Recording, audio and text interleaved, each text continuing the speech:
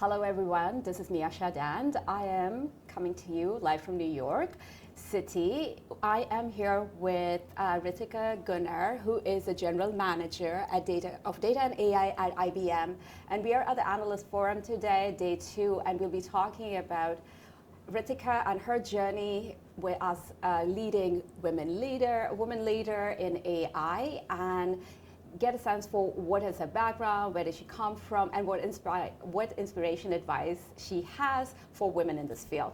So over to you, Ritika. Thank you. It's so great to be here today, and it's great to meet you in person and to be able to connect with everyone who's watching as well. Likewise. It's so great to finally get to meet you in person. I saw that you were in Mumbai recently for Mumbai Think. I'm excited because Mumbai has a special place in my heart. I grew up in Mumbai. Can you talk to us about where did you go to school? How did you get started on your career journey? And what brought you to IBM in the role that you are in today? Yeah, I would love to go through that. Mumbai is a special place for me too. I grew up in the summers. I spent a lot of my summers in Mumbai as well, and so it was extra special to be back.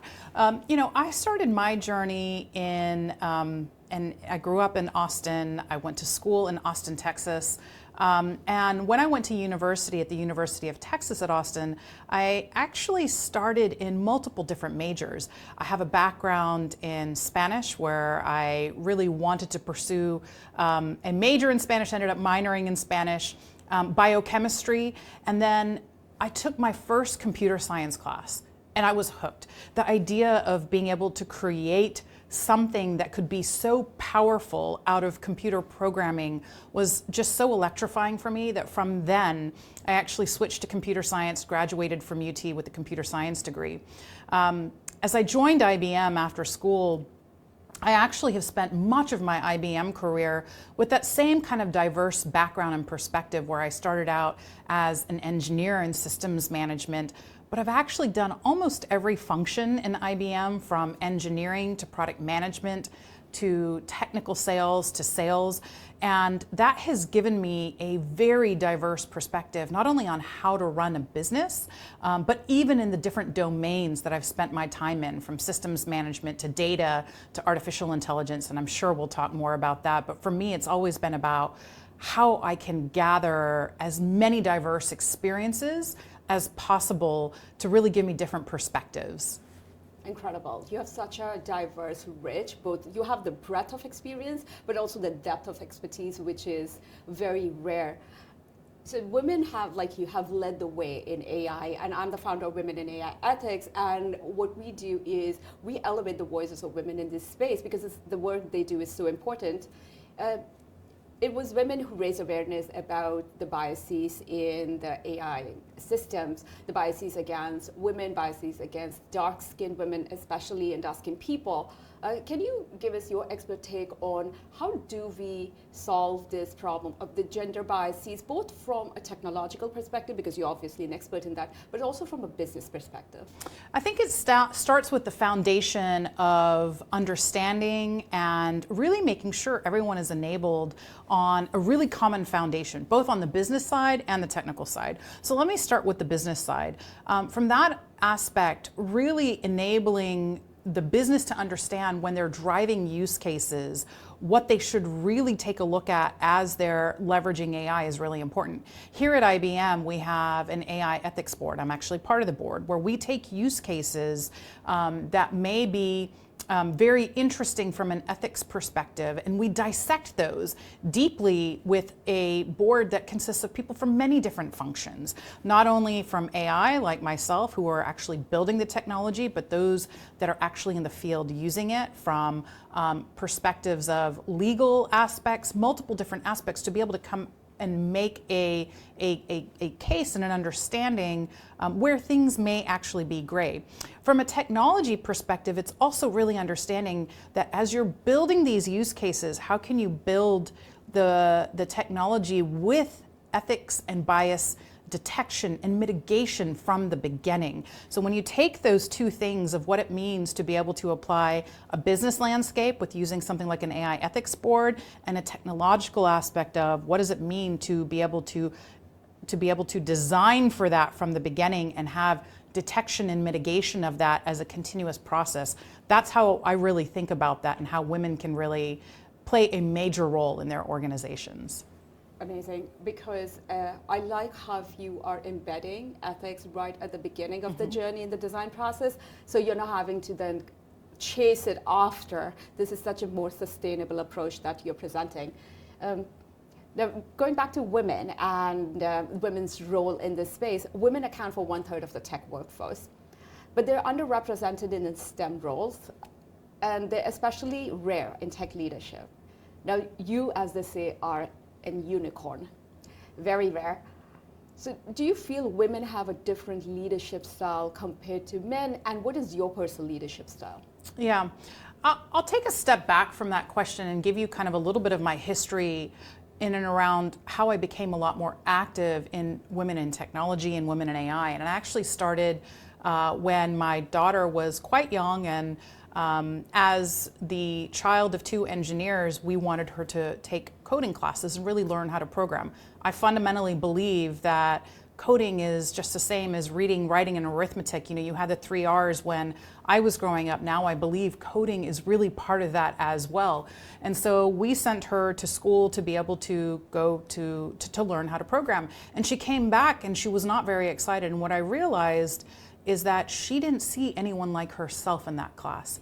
And so I felt that it was really important that I be a role model for others and to be able to share my story, because people cannot aspire to be what they can't see in terms of the art of the possible.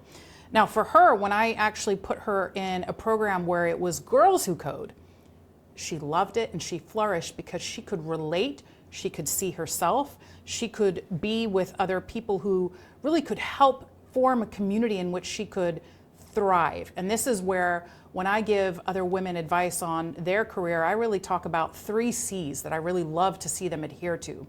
The first is, our technology landscape is changing so much. You can only thrive if you're continuously curious about questioning what's happening, why things are happening, what are the latest advancements, especially in the era of generative AI.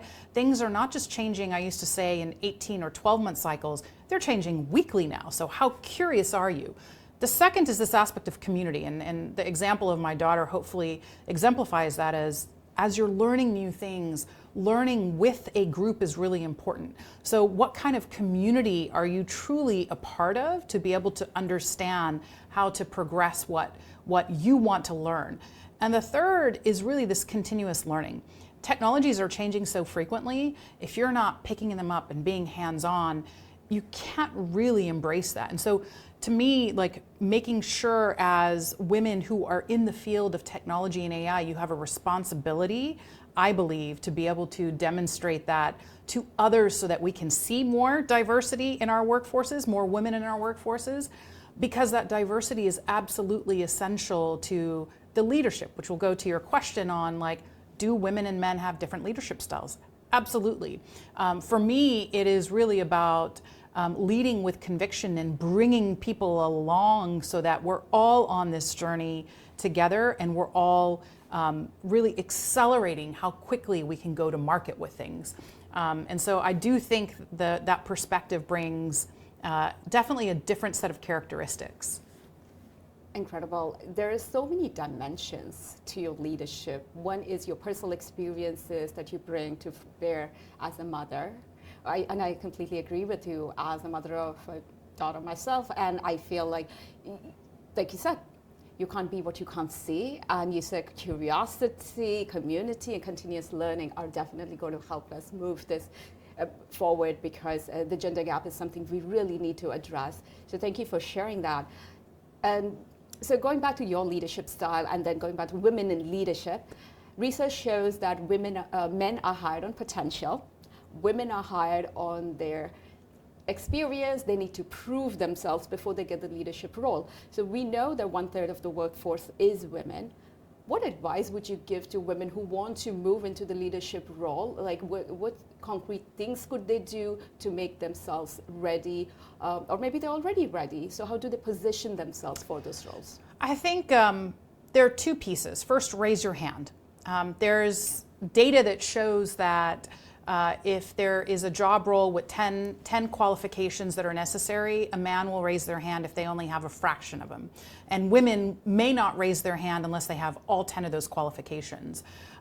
So the first piece is really raise your hand. If you don't have all 10 qualifications, go back to the 3 C's that I talked about and really learn the things that you don't necessarily have now. But if you know that you have the potential to learn those quickly and you have a community that's going to support you, you can thrive even in those environments if you don't have all 10 of them. You need to have enough to feel confident that you can execute on the job while still learning on the job. Most of us learn on the job always within like that first, third of whatever the new role is. It's all about an uphill ramp to be able to learn. So raise your hand would be the first thing I would say, where I would love to see women do more of to be able to be more represented in these areas.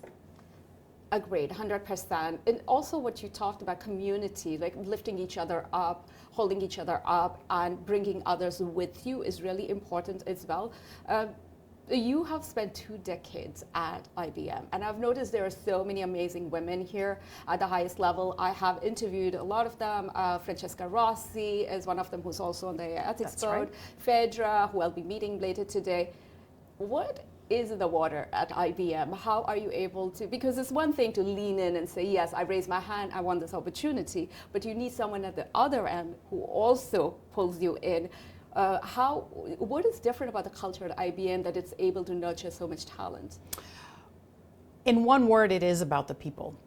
If you look at the people who are here, it is a culture and a community about continuous innovation. We're a company that has thrived over a century by reinventing ourselves, and therefore the people that we have here understand that continuous reinvention and continuous innovation is absolutely critical. And so when you look at the women in this organization that not only lift each other up, but encourage each other to continuously innovate and continuously grow, that's something that is extremely special here.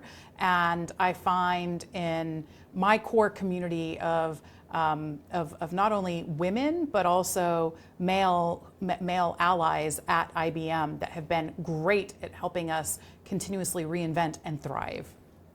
I have to stress the importance of male allies, the solidarity with women and elevating each other, but also when men step up to help us and help women get to the level. I think that there's magic there. That's definitely, I can see that in the culture here. I can see this with my interactions with a lot of your colleagues and other leaders I've met here. So those are all the questions I had. Do you have any parting thoughts?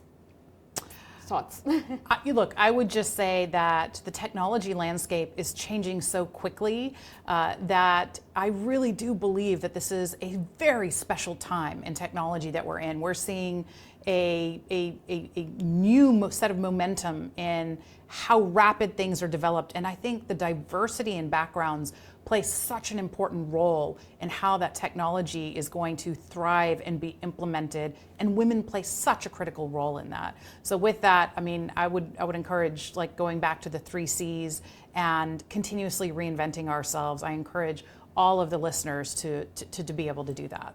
That was so extremely inspiring. Thank you so much again for making the time to talk to me today. Thank you. It was great to spend time with you. All right, and that was it. As you can see, there are a lot of great advice. Follow the 3 C's.